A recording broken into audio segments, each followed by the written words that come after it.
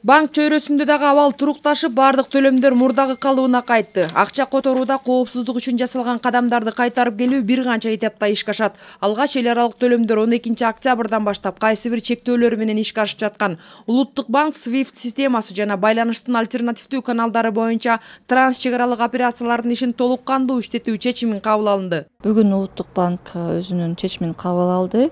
Ал чечимдин негизинде эртең 21 октябрдан баштап коммерциялык банктар бардык төлөмдөрдү, өлкө ичинде болгон төлөмдөрдү жана ошондой эле чет өлкөгө боло турган төлөмдөрдү жана SWIFT системасы боюнча жана ошондой эле акча которуу системалары боюнча өткөрүлө турган төлөмдөрдү кандайдыр бир чектөөсүз өткөрө башташат. Бүгүн Улуттук банктын төрагасы коммерциялык банктардын жетекчилиги менен жолугушуу өткөзүлүп, дагы бир жолу ошол маселени карап, ошол төлөмдөрдү өз убагында өткөзүүнү камсыз кылуу жөнүндө дагы айтылды да.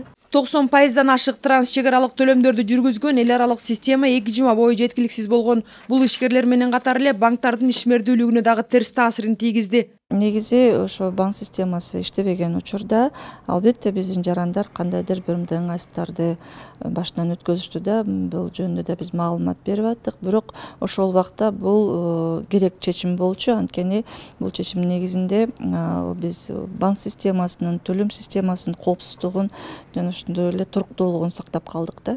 Өлкөдөгү саясий кырдаал учурунда мукташтык менен жасалган банк системасынын коопсуздугун камсыздоо иши өз максатына жетти. Жагдайды ата мекендик жана эл аралык өнөктөштөр дагы түшүнүү менен кабыл алышты. Менин оюмча, банктар деле, конечно, неполный операция болгондон кийин өзүлөрүнүн кирешеси да азыраак болуп калды.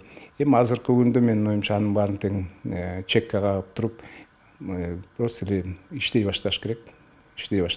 Баягы берилбей калган услугалардын баарын тең полный объем менен берип, клиенттердин баарын тең сактап, анан кээ бир туура эмес түшүнүп калган партнерлор, чет мамлекеттеги партнерлор, аларга деле түшүндүрүү каттарды жибере баштаса деле болот. Менин оюмча ал маселелерди чечсе болот. Бардык төлөмдөрдү тез аранын ичинде кайрадан калыбына келтирүү боюнча Улуттук банктын төрагасы Толкунбек Абдыгуловго президенттин милдетин аткаруучу премьер-министр Садыр Жапаров тапшырма берген.